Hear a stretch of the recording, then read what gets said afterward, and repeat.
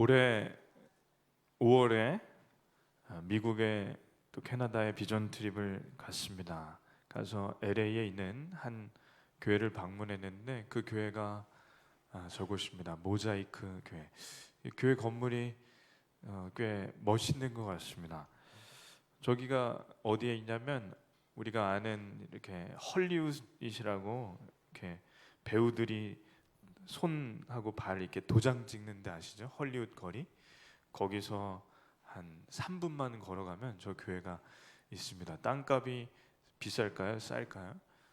네, 굉장히 비쌉니다. 하여튼 저 교회가 저 자리에 있는 이유는 저기 목사님이 그러시더라고요. 저 헐리우드이 우상이 판을 치는 곳이라고. 그러니까 스타가 하나님의 자리, 배우가 하나님보다 더 좋아함을 받는 그런 곳이라 이 교회를 통해서 많은 사람들이 하나님을 섬기게 하는 것이 이 교회 하나의 꿈입니다. 이 교회 갔는데 이 교회 주차장에서부터 안내하는 그 교인들을 볼 때 아주 정말 좋았습니다. 처음 가는데 처음 들어가자마자 처음 오셨냐고 물어보면서 저한테 처음 왔냐고 물어보는 사람이 한 3명, 4명이 있는데 와서 주차하는 것도 다 안내해주고 우리 교회도 지금 잘하고 계시죠? 예, 장로님, 안수 집사님, 오세춘 집사님 세 분이서 잘하고 계시는데 여기도 잘하더라고요. 그래서 처음에 들어갈 때부터 그렇게 인상이 좋아서 이제 안내해주고 앉는 자리까지 안내줘서 이 교회에 앉았는데 이 교회 한번 보십시오. 처음 갔는데 저렇게 처음 보는 사람들이 와서 커피 한 잔을 하면서 처음 온 사람들하고 그냥 친해지는 거예요. 그걸 새가족반이라고 하고 또 바나바 반이라고 하죠. 저기 저도 있습니다. 예, 그렇죠? 그래서 여기 교회가 인상이 너무 좋았습니다. 목사님 설교도 참 좋고 은혜를 많이 받아서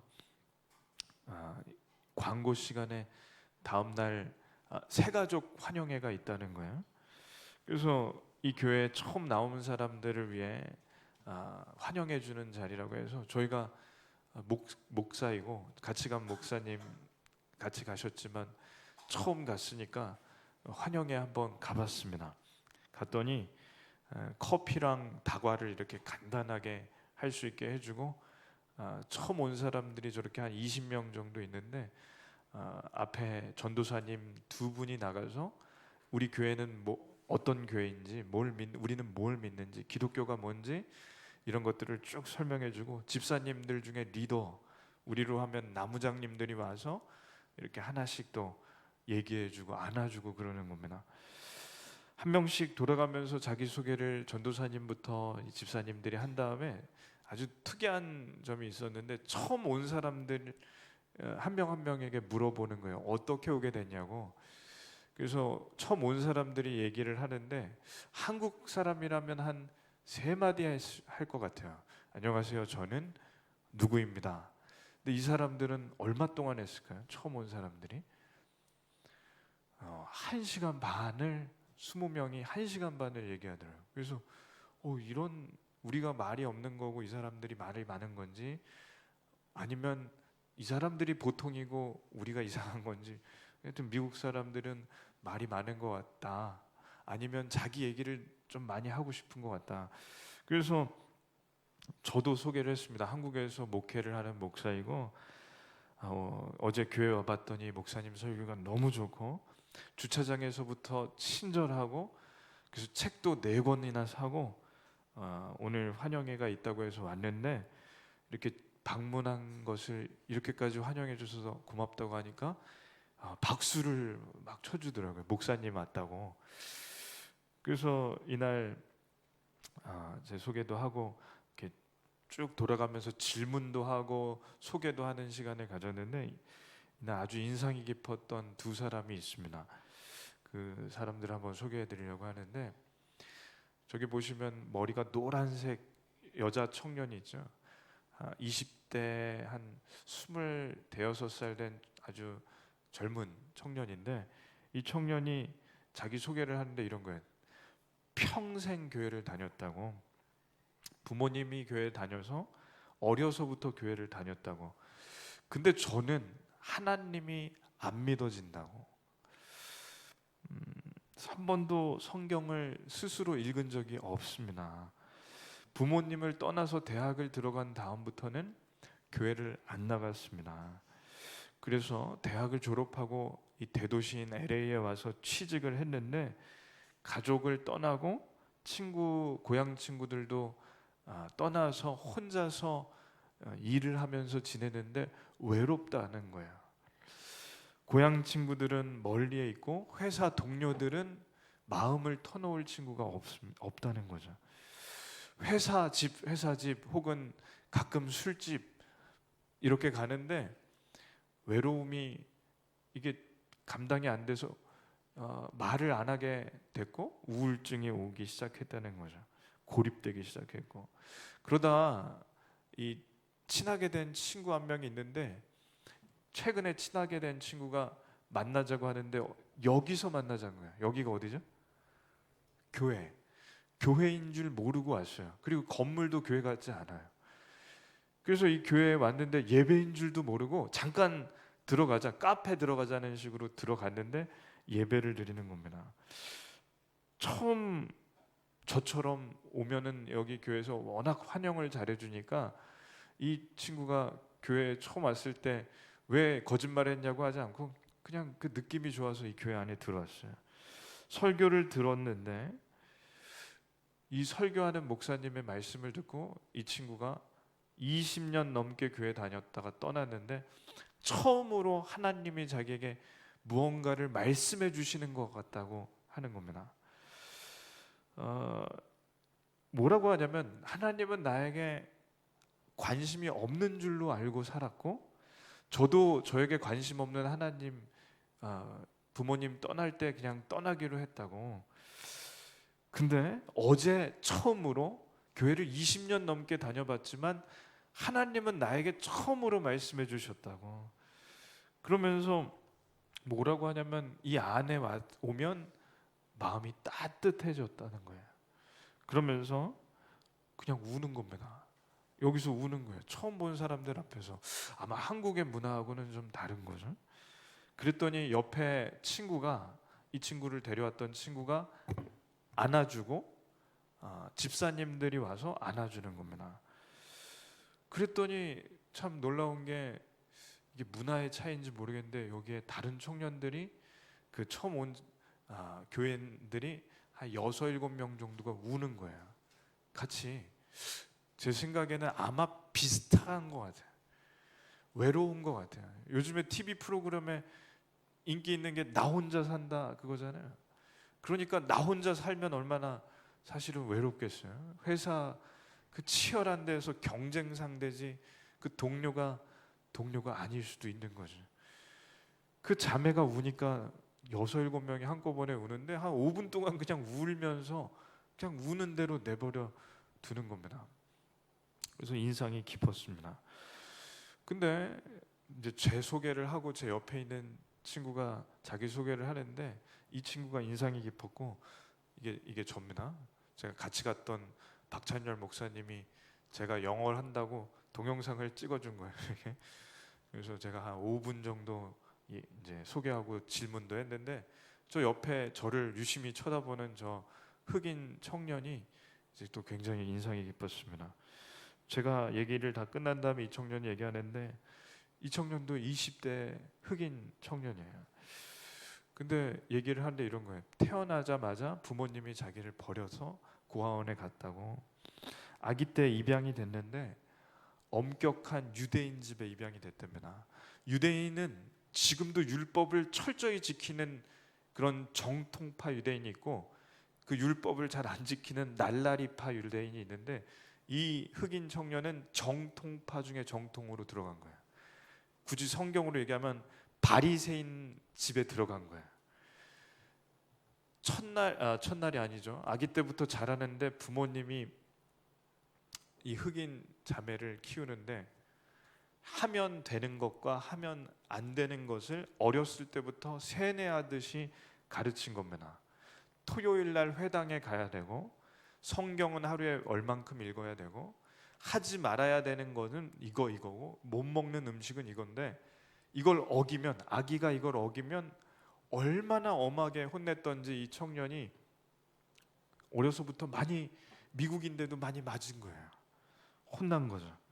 그래서 뭐라고 하냐면 자기는 종교가 싫다고, 친어머니가 자기를 버렸고 양부모님도 자기를 사랑하지 않는데 왜 자기를 거둬주었는지는 모르겠지만 자기를 사랑해서 키운 것 같진 않다고, 뭐라고 하냐면 그래서 종교는 자기가 믿을 수 없고 이 세상에 사랑도 없는 것 같다는 거예요.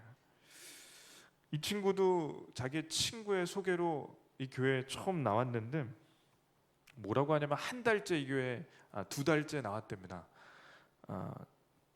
여전히 하나님은 믿어지지 않고 이 세상에는 사랑이 없다고 얘기하는 거예요. 그래서 이 교회 전도사님이 묻는 겁니다. 아니 사랑이 없고 종교가 싫다면서 왜 여기 나오냐고. 그랬더니 이 자매가 뭐라고 하냐면 이렇게 얘기하는 거예요. 그냥 우는 거예요. 이 자매도 울면서 여기 오면 따뜻하다고, 여기 오면 따뜻해요. 그게 답이었어요. 그리고 또 울어요. 그날 하여튼 여기 와서 우는 친구들이 얼마나 많았는지, 좋은 교회는 오면은 우는 교회가 아닌가 생각할 정도로. 근데 우는 이유가 중요한데 아까 전에 그 처음 얘기한 자매도 그렇고 이 자매도 그렇고 따뜻하다는 거예요. 그래서 전도사님이 다시 물었습니다. 아직도 사랑이 없는 것 같아? 우리 교회 왔는데 아직도 사랑이 없는 것 같아? 그랬더니 답이, 저는 있는 것 같아요 할 줄 알았는데 뭐라고 하냐면 모르겠어요.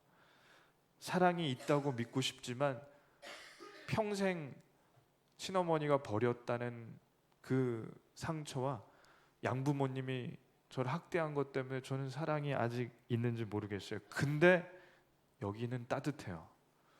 저 이 얘기가 굉장히 중요하다고 생각합니다. 교회가 따뜻해야 된다. 믿어서 오는 게 아니었다는 거죠. 처음 오자마자 하나님을 만난 것도 아니라는 거죠. 그런데 여기에 계속 오고 싶은 마음이 생기는 이유는 그 교회에 가면 이 외로운 마음이 위로가 되고 그 교회에 가면 눈물이 나오고 그 교회에 가면 따뜻하니까 온다는 이 얘기는 사실 아주 중요한 얘기입니다. 저희 교회가 따뜻하기를 기도합니다. 에어컨을 꺼서 따뜻한 게 아니라 히터를 켜서 따뜻한 게 아니라 그 얘기가 아닌데요. 히터를 켜서 따뜻한 건 아니고 저희가 처음 오는 사람이 마음이 그렇게 녹아내릴 정도로 또 따뜻할 수 있다면 저는 그 교회는 정말 좋은 교회가 될 줄로 믿습니다. 이 전도사님이 자매에게 이렇게 답을 해주는 거예요. 사랑이 아직 있는지 모르겠다고 하니까 이렇게 얘기하는 거예요. 그러면 여기에 좀 더 있어봐. 그 전도사님이 지금 안 보이네요. 그 전도사님이 이렇게 얘기하는 거예요. 여기에 좀 더 있어봐. 나도 처음에 너처럼 똑같았어. 사고를 많이 쳤다고. 근데 여기에 계속 오면서 변했어. 그리고 하나님을 만났어. 그리고 사랑하는 사람까지 만났어. 그 사람이 이 사람이야. 이 사람이 어디 있냐면 저 앞에 모자 쓴 자매가 그 사람이에요. 그래서 자기가 다음 달에 결혼한다고 얘기하는 거예요. 이 교회 안에서 만났다고. 저 자매는 헐리우드에서 일하는 모델이랍니다. 미국은 전도사님이 모델하고도 결혼하고, 참 좋은 것 같습니다. 그러면서 약혼녀를 소개시켜주고 그 흑인 자매가 울다가 웃는 거예요. 이제 그냥 그게 너무 좋은 거예요. 이 하루 종일 이날 새가족 환영회를 3시간 동안 했는데 하나님을 처음 만난 이야기, 그리고 하나님을 조금씩 알아가는 이야기를 들으면서 가슴이 막 뛰었습니다. 교회는 따뜻해야 된다. 그리고 예배가 참 중요하다. 찬양을 하다가 또는 성가대의 찬양을 듣다가 이렇게 울컥하거나 가슴이 뭉클하거나 이렇게 뭔가 마음에 이상하게 움직이는 게 있다면, 설교를 듣다가 그 설교를 듣는 중에 이게 뭔가 하나님이 계신지도 모르겠지만 이게 나에게만 얘기해 주시는 것 같을 때가 있다면 그건 절대 우연이 아닙니다. 그것은 영혼이 있기 때문이고 실제로 하나님께서 그 시간에 말씀하시기 때문에 그렇습니다. 하나님께서 말씀해 주신다고 이게 느껴지시는 분이 있다면 그건 사실 기적입니다. 기적입니다. 하나님이 나에게 말씀해 주신다, 그건 믿으려고 해서 믿어지는 게 아니고 믿어져서 믿는 겁니다. 이러한 일이 바울에게 일어났는데, 이 사람의 원래 이름은 사울이고, 사울하면 저에게 떠오르는 사울은 사울 왕이죠. 사울 왕은 처음 시작은 아주 좋았지만 끝은 창대하지 않고 마무리가 좋지 않았던 왕, 하나님을 결국엔 떠났던 왕인데, 이 사울 왕처럼 이 사울도 완악했습니다. 하나님을 잘 믿었지만 사실 그 안에는 율법이 가득한 사람이죠. 이 사람은 죽어도 예수님을 믿지 않을 것 같은 사람이에요. 이 사람은 어려서부터 다소에서 태어나서 자랐는데, 다소라는 지역은 그 당시에 이 온 유럽을 휩쓸었던 로마의 언어인 헬라어를 잘 배울 수 있었던 것이고, 이 사람은 유대교 최고의 스승 그리고 랍비인 가말리엘에게 배운 사람입니다. 그러니까 지금으로 말하면 이 사람은 서울대 나온 사람, 그것도 하버드를 나온 사람이나 다름없고 영어를 완벽하게 하는 사람이라고 보면 돼요. 그리고 로마 시민권이 있습니다. 로마 시민권이라 하면 이 유럽을 다 차지했기 때문에 지금으로 굳이 비교하면 미국 시민권 정도 가지고 있다. 엘리트 중에 엘리트이고, 미국 사람이 납치되면은 어떻게 해서든지 그 사람 구해내려고 특공대를 보내는 게 미국 아니에요? 그 돈이 10억이 들더라도 100억이 들더라도 그 한 사람을 구해내려고 하는 게 미국이라고 하는데, 로마도 그런 나라입니다. 그런 나라의 시민권이 있는 이 바울은 예수님 믿는 사람을 잡으러 다니는 거예요. 바울이 볼 때 예수님은 예수님이 아니라 예수입니다. 예수 뒤에 욕을 붙이는 사람이고, 시골인 갈릴리 출신의 어설픈 선동가뿐입니다. 그런 선동가를 많은 사람들이 따라다닐 때 병을 고쳐준다고 하고, 가르쳐준다고 하고, 또 능력을 보여준다고 하면서 보리떡 5개와 물고기 2마리로 수천 명을 먹였다고 하지만, 바울은 눈으로 본 적이 없기 때문에 그게 헛소문이라고 생각하는 거예요. 귀신 들린 자를 쫓았다고 하고 또 병든 자를 고쳤다고 하지만 바울은 눈으로 본 적이 없었기 때문에 그걸 헛소문이라고 생각하고, 심지어 그게 실제로 일어났다고 하더라도 그냥 귀신의 역사라고 생각하지 진짜 그게 하나님의 역사라고 생각하지 않습니다. 이게 다 사기꾼이 하는 사기라고 생각했는데, 예수님이 십자가에 못 박혀 죽은 거예요. 옳다커니 사기를 치던 사람이 십자가에 못 박혀 죽으니까 바울은 잘 됐다고 생각합니다. 하나님의 이름을 더럽히는 예수라는 사람이 죽고 나니까 이 사기꾼에게 속았던 사람들이 정신을 차릴 줄로 알았던 거죠. 근데 예수를 믿는 추종자들이 더 늘어났을까요? 줄어들었을까요? 더 늘어나는 겁니다. 예루살렘 교회, 저희가 잘 아는 예루살렘 교회만 약 2만 명에서 많게는 2만 5천 명이 예수님이 죽은 다음에 믿으니까, 베드로가 설교할 때 3천 명이 회개하니까 이걸 바울이 알아보고 이걸 보고 놀라는 거예요. 예수가 살았을 때보다 죽은 다음에 더 많은 사람들을 선동하고 다니니까 이걸 가만둘 수 없다고 생각하는데, 거기서 가장 큰 이유는 뭐냐면 이겁니다. 추종자들이 예수는 하나님의 아들이라, 그리고 그 예수가 지금 하늘로 올라가 우리가 사도신경에 오늘 외웠던 것처럼 하나님 우편에 지금 앉아 계신다. 바울은 이 얘기 듣고 이 옷을 찢습니다. 그리고 성경에 뭐라고 하냐면 참남하다고 하는 거예요. 참남하다는 거는 비참하고 이걸 그러니까 하나님을 욕되게 하는 게 너무나 심해서 비참하고 참담한 심정을 어떻게 할 수가 없어서 옷을 찢는 거죠. 이걸 말로 설명할 수 없을 만큼 분노하는 겁니다. 왜? 사기꾼이 사기를 치다가 죽었으면 끝나야 되는데 그 추종자들이 더 사기를 치는데, 그 얘기가 뭐냐? 예수는 하나님의 아들이라는 거죠. 어떻게 하나님께 아들이 있을 수 있는가? 신성모독이다. 십계명에 보면 너는 나 외에 다른 신을 섬기지 마라, 너는 여호와의 이름을 망령되이 일컫지 말라는 이 말씀을 예수가 완전히 깨고 다녔다고 믿는 거예요. 왜? 하나님의 이름을 욕되게 하는 예수. 왜냐? 하나님을 성경에 이 유대인들이 보는 성경에는 하나님이라는 그 하나님을 너무 거룩해서 읽을 수가 없어서 거기를 넘어가는 거예요.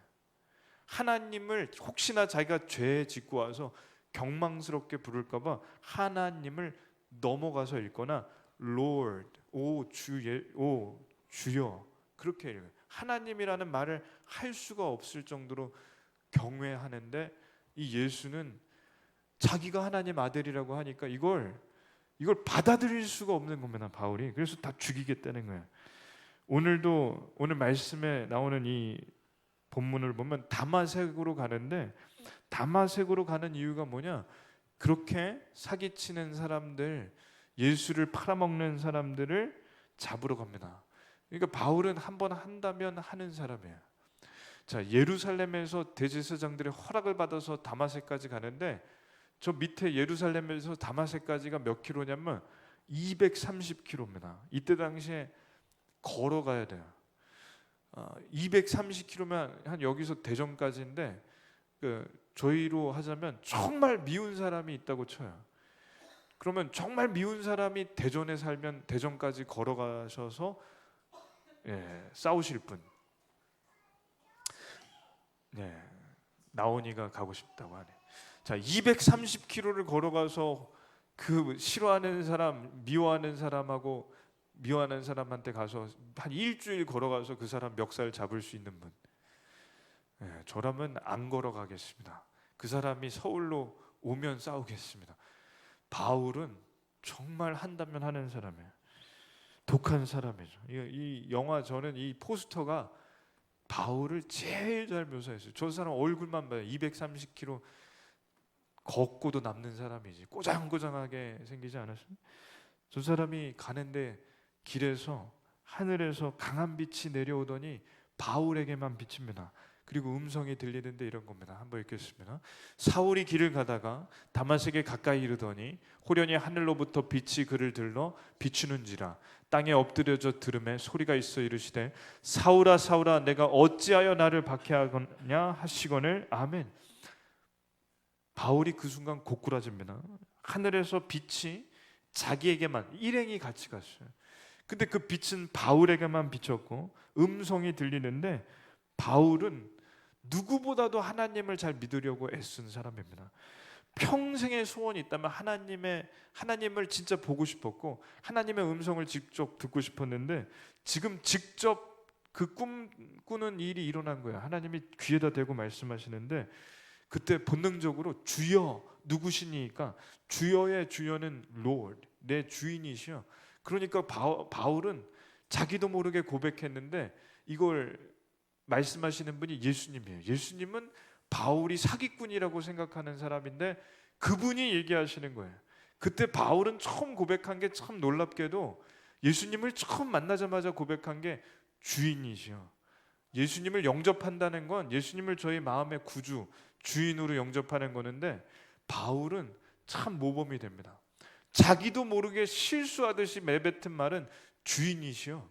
예수님은 자기가 원수처럼 생각하는데 참 이런 걸 보면 성경은 재밌고 하나님도 재밌으신 거예요.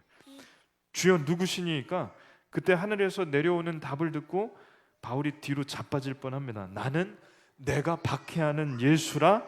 아멘.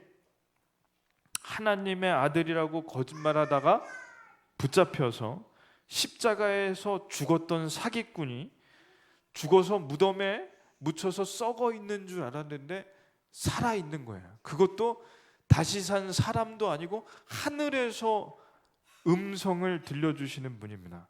이게 바울은 해석이 안 됩니다. 내가 헛것을 들었는가? 내가 미쳐버린 건가?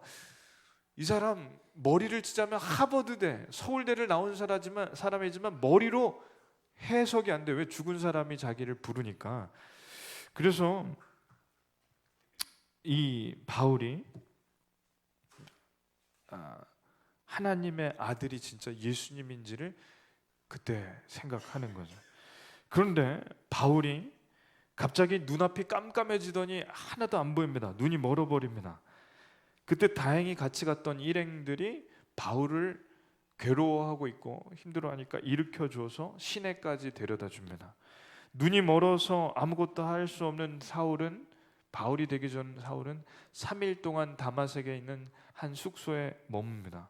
하나님께서 뭐라고 하시냐면 예수님께서 사람을 한 명 보내주실 거라고 합니다. 눈이 멀어버리고 아무것도 할 수 없을 때 사람을 보내주신다고 하고 그 사람이 내가 앞으로 할 일을 알려주신다고 하니까 그때 바울은 진짜 이게 내가 미친 건가? 환청인가? 아니면 진짜 그런 일이 일어날까 기다리고 있어요. 그때 하나님께서는 동시간에 아나니아를 부르시는 거예요. 아나니아야, 다마섹에 가면 집과 거리를 찾아가라. 거기에 몇 번지에 무슨 숙소가 있는데 거기에 다소가 고향인 사람인 바울, 지금은 사울이라는 사람이 있다. 이 사람의 이름을 바울로 바꿔줘야 되는데 네가 머리에 손을 얹고 안수해줘라. 그 사람이 눈이 멀었는데 네가 손을 얹으면 눈이 떠질 거다. 그때 바울을 아나니아가 찾아가서 문을 두드립니다. 그때 바울이 누구십니까? 누구세요? 그랬을 때 아나니아가 뭐라고 하냐면 한번 읽겠습니다.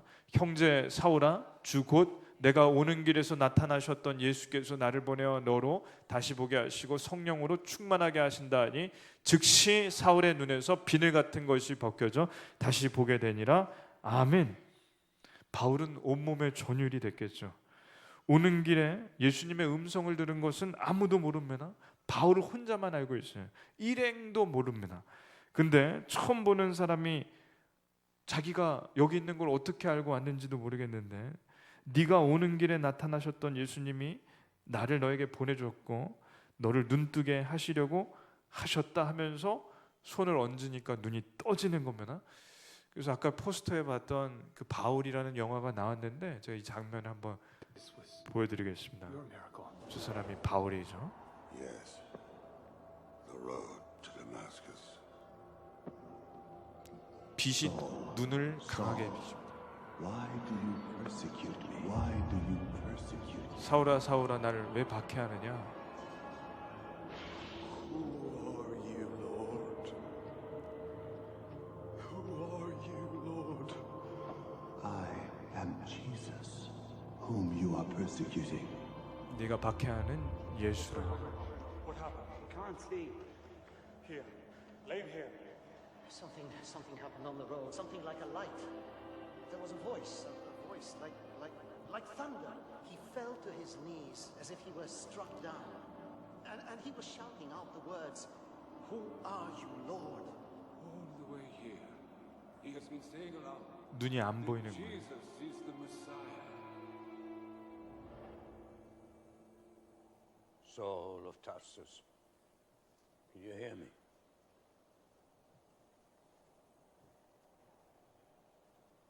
Ananias. Know who I am? The Lord showed me a vision that you would come to me.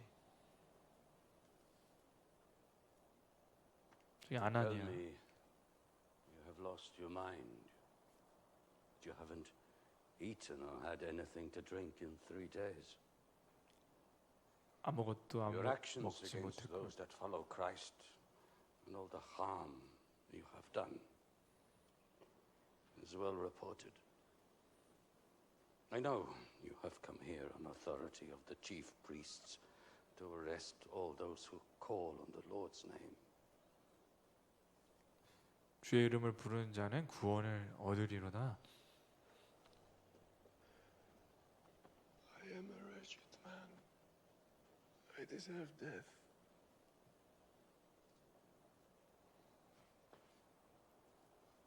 Yes, we all do.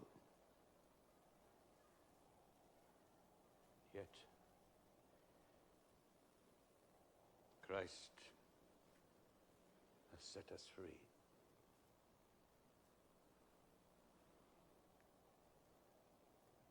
Brother Saul, the Lord Jesus 사울이 바울이 된 것이고 예수님이 보내신 사람 때문에 눈뜬 때 진짜 예수님이 말씀하신 것을 믿는 겁니다. 자, 그래서 다마색으로 가는 길에 예수님을 만난 겁니다. 그러면 바울이 혼자였나요? 일행이 있었는가요? 예, 저 뒤에 사람들 보이십니다. 바울은 일행이 있었습니다.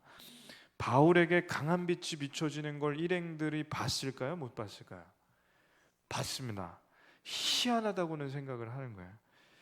그런데 바울에게 사울아 사울아 왜 나를 박해하느냐 이 음성은 바울은 들었는데 옆 사람들이 들었을까요? 못 들었을까요?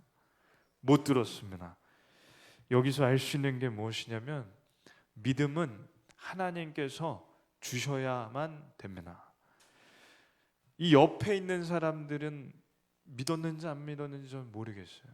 근데 바울은 믿었고 바울만 음성을 들었던 겁니다. 그러니 교회에 오셔서 예배를 드릴 때 설교를 듣고 은혜를 받았다고 우시는 분이 있는가 하면 같은 시간에 주무시는 분도 있습니다.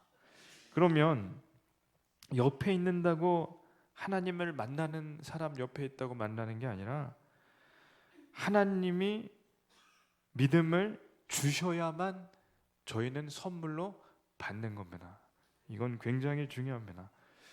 이어령 교수님이 책을 썼죠. 지성에서 영성으로. 저분이 어떻게 예수님을 믿었는지에 대해서 책에서 잘 썼는데 2007년에 세례를 받았습니다. 73살에. 그리고 얼마나 이게 놀라운 일인지 이게 뉴스 신문에 났어요. 신문에 2007년 이게 7월 26일 동아일보에 난 기사예요. 저희 인터넷에 아직도 있어요. 신문 이 활자로도 나오고. 왜 났냐면 많은 사람들이 이렇게 생각한 거예요. 온 세상 사람들이 다 믿어도 마지막까지 안 믿을 사람이 이분이라고. 실제로 그렇게 다 생각해요. 바울 같은 사람이에요. 이분이 머리도 굉장히 좋고 초대 문화부 장관하고 책을 쓴 것마다 베스트셀러가 스테디셀러로 파는 이분. 그러니 이분이 이화여대 국문학과 교수였을 때 초대 문화부 장관이었을 때 이 석학이 신문이나 문학지에 종교, 특별히 기독교 그리고 하나님에 대해서 독침을 쏘는 듯한 글을 굉장히 많이 썼어요. 그러니 이분이 예수님 믿는다고 했을 때 아니 왜 세상이 바뀌어도 교수님은 안 바뀔 텐데 이렇게 됐습니까? 그랬더니 아까 보여드린 사진이 뭐냐면 이 딸이 공부를 또 잘해가지고 한국에서 대학 졸업하고 미국에 가서 시험을 봐서 판사가 됐어요. 굉장히 아버지 머리를 따른 거죠. 그래서 이 딸이 판사를 하고 변호사까지 했는데 1992년에 갑상선암에 걸렸습니다. 거기다가 유치원에 들어간 둘째 아들이 특수 자폐증에 걸려서 자폐 아동 진단을 받아서 아이를 치료하려고 이 딸하고 손주 둘째 아들을 다 데리고 하와이에 갔는데 아버지 이어령 교수님이 하와이에 가서 아내하고 같이 딸을 좀 간호해 주려고 갔더니 딸이 자꾸 이 암 때문에 눈의 시력이 안 좋아지는 거예요. 그러더니 나중에 그릇을 계속 깨고 벽에 부딪히는 거예요.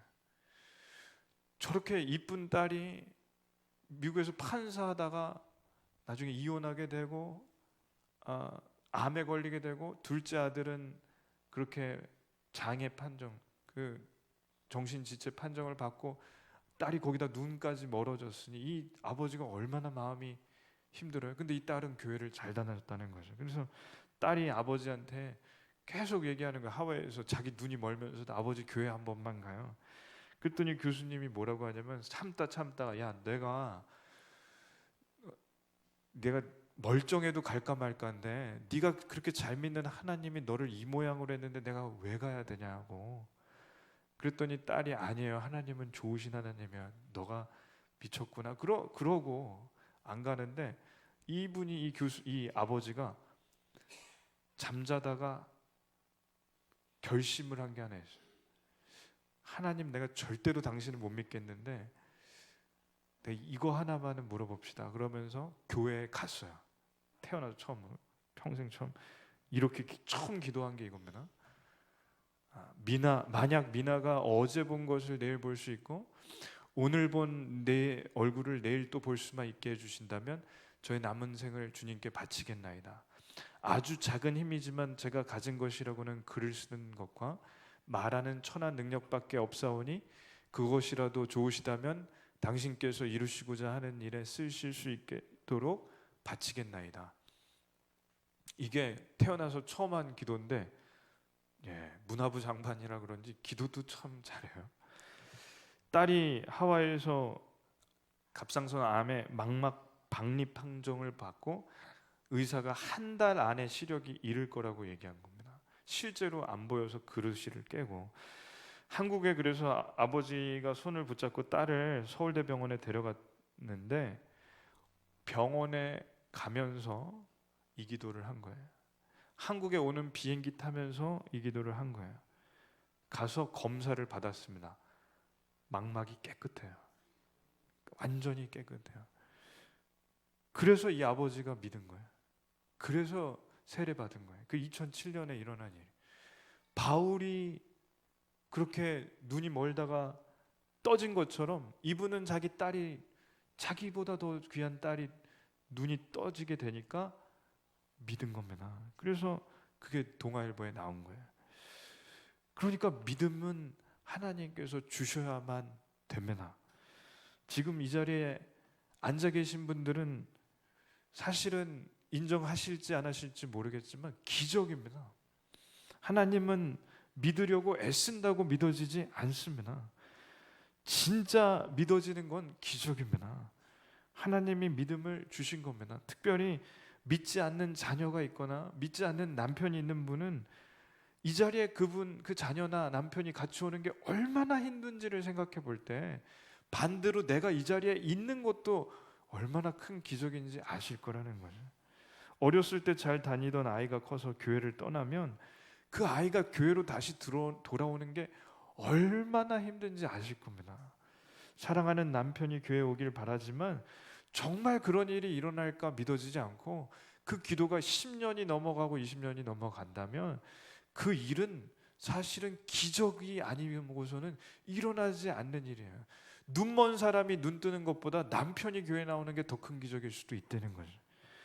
바울같이 하나님이 갑자기 꿈에 남편이 이게 눈이 확 멀어버리는 건 아니더라도 꿈에 확 나타나시거나 심지어 그냥 눈이 확 멀어버리거나 그래야만 하나님을 찾을 수도 있는 겁니다. 그렇게 해서라도 하나님을 찾는다면 얼마나 감사할겠어요. 그러나 제가 바라기는, 여기에 있는 계신 분들이 바라기는 가족 가운데 믿지 않는 자, 남편이나 자녀 가운데 믿지 않으면 사실은 이렇게 기도하셔야죠. 세게 하나님께서 부르시기 전에 부드럽게 남편이나 자녀를, 아내를 불러달라고 기도해 주셔야 할 줄로 압니다. 하나님이 믿음을 주셔야 되는데 그 믿음이 저희에게 먼저 생겨야만 될 줄로 믿습니다. 한번 말씀 읽겠습니다. 예수께서 이르시되 할 수 있거든이 무슨 말이냐? 믿는 자에게는 능히 하지 못할 일이 없느니라 하시니 아멘. 내게 능력 주시는 자 안에서 내가 모든 것을 할 수 있느니라 아멘. 믿음은 바라는 것들의 실상이요 보이지 않는 것들의 증거니 아멘. 믿는 자에게 모든 것을 할 수 있게 하시고 믿는 자가 정말로 간절히 믿는 것은 바라는 것은 실제로 이루어지게 해주실 줄 믿습니다. 가족 구원은 누가 해야 되나? 가족이 해야 합니다. 누가 남편을 위해 기도하고 누가 자녀를 위해 기도하고 누가 아내를 위해 기도하겠습니까? 바울에게 일어난 이러한 일이 이어령 교수님에게 일어난 이유는 그 딸이 아버지를 위해서 그렇게 기도를 많이 했대요. 그러다가 나중에 그 딸이 죽었어요. 돌아가셨어요. 한 4년 된 것 같아요. 근데 그 딸이 죽기 전에 아버지 손을 꼭 잡고 고맙다고, 교회 나가셔서 고맙다고. 그 아버지가 그 딸이 먼저 보낼 때 얼마나 마음이 아팠겠습니까? 근데 그분이 책을 썼어요. 기독교 책만 쓰고 있어요. 거의. 이분은 믿음을 떠나지 않고 4년 전에 서울의 한 교회에서 제가 섬겼던 교회 담임 목사님하고 두 분이 대담을 했어요. 이어령 교수님, 권성수 목사님, 그리고 이재철 목사님, 이어령 교수님. 근데 이분이 이 대담을 한번 할 때마다 전도가 돼요. 믿지 않는 사람들이 저분이 믿는다면 나도 믿겠다고 믿게 돼요. 그러니 이 딸의 기도는 목사님 한 분을 만든 것보다 더 많은 사람을 전도하는 교수님 한 명을 하나님께 이끈 거죠. 사회에 영향력이 있는 우리 가족 가운데 믿지 않는 분이 있다면 가족이 해야 됩니다. 근데 그분이 얼마나 하나님께서 쓰실지는 하나님만 아시고 저희는 모릅니다. 남편분을 위해서 기도하실 때 한 분 집사님은 남편이 교회차 운전을 했으면 좋겠다고 항상 얘기를 하세요. 저도 그렇게 기도합니다. 저희가 운전하는데 그분이 꼭 오셔서 운전 좀 해주시고, 운전만 하실 게 아니라 더 큰 일을, 더 많은 일을, 더 좋은 일을, 전도를, 하나님의 일을 하실 줄로 믿습니다. 그러한 일이 일어나기를 간절히 기도합니다. 시간 한번 같이 기도하겠습니다. 하나님, 믿음을 주시옵소서. 저희가 믿음을 갖고 하나님께 나아갈 때 그렇게 믿을 것 같지 않고 하나님께 돌아올 것 같지 않은 저의 남편이, 제 아내가, 제 자녀가, 저희 부모님이, 제 동생이, 저희 형님이 돌아올 줄로 믿습니다. 하나님께 나올 줄로 믿습니다. 하나님, 믿어지게 해주시옵소서. 저에게 그 믿음을 먼저 주시옵소서. 믿음은 바라는 것들의 실상이니 믿음대로 될지어다. 주여 믿음대로 되게 주시옵소서. 예수님의 이름으로 기도드립니다. 아멘. 이 시간 찬송 한 장 621장 드리시며 준비한 예물 드리시겠습니다.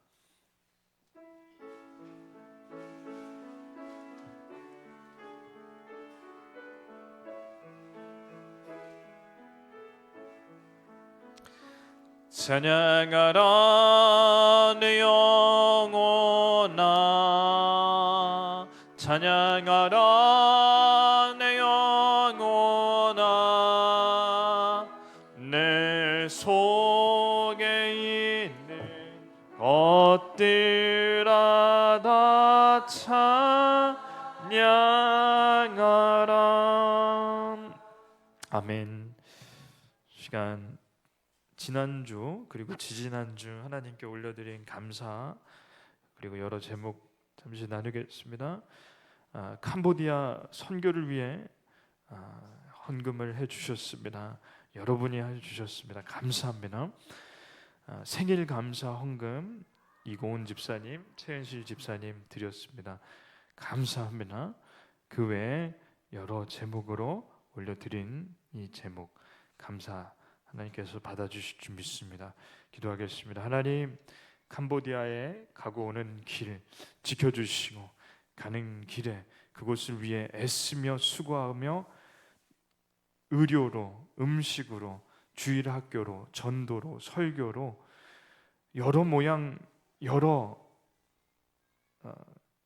은사로 섬기게 되는 이 캄보디아 선교팀을 하나님께서 이끌어 주시고 이를 위해 기도해 주시고 또 이렇게 후원해 주시는 귀한 성도님들 마음을 하나님 잘 받아 저희가 잘 선교하고 계실 줄 믿습니다.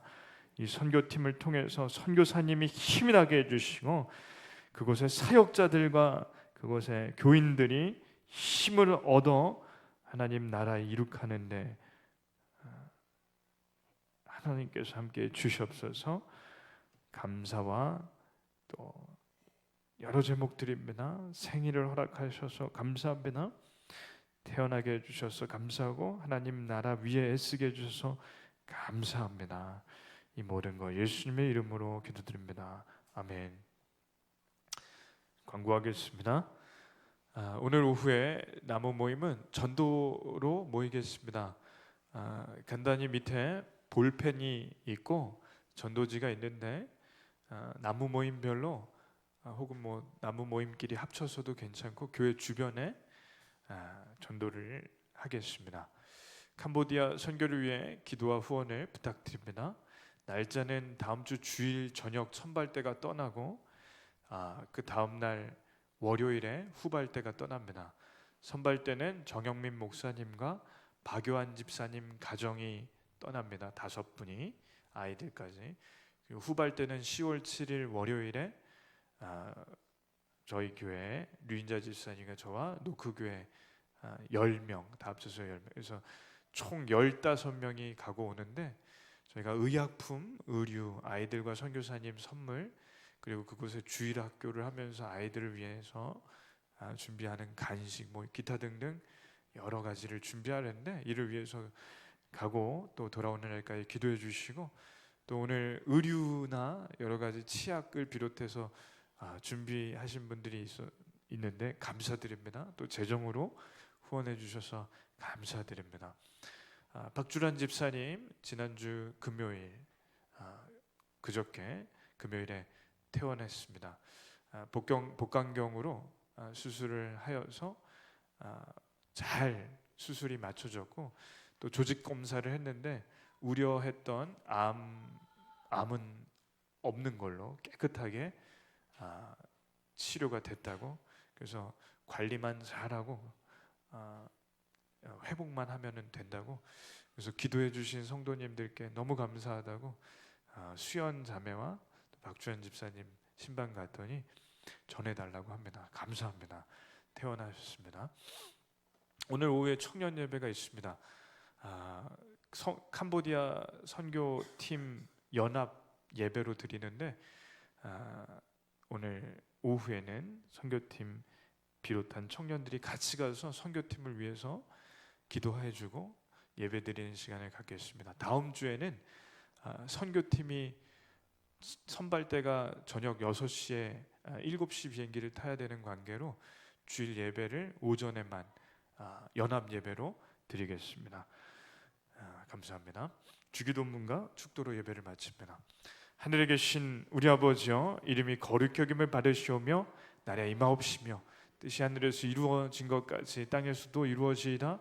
오늘날 우리에게 일용할 양식을 주옵시고 우리가 우리에게 죄진 자를 사하여 준 것 같이 우리 죄를 사하여 주옵시고 우리를 시험에 들게 하지 마옵시며 다만 악에서 구하옵소서.